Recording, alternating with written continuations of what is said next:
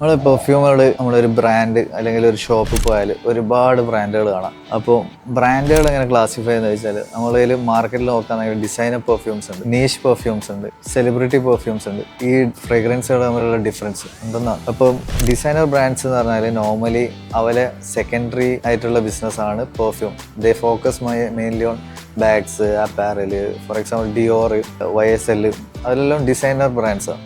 അവർക്ക് വേറെയും line of business ഉണ്ട്. പിന്നെ ഉള്ളത് നീഷ് ഫ്രേഗ്രൻസ്.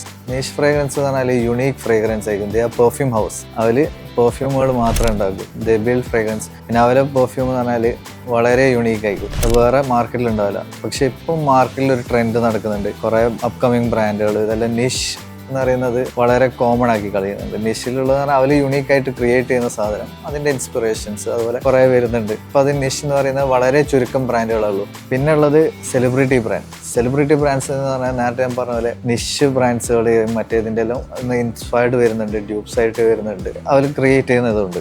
അതിപ്പോൾ for example Lionel Messi, Ronaldo അല്ലെങ്കിൽ ജെനിഫർ ലോപ്പസ്, ഇവരെല്ലാം ബ്രാൻഡുകളുണ്ട്.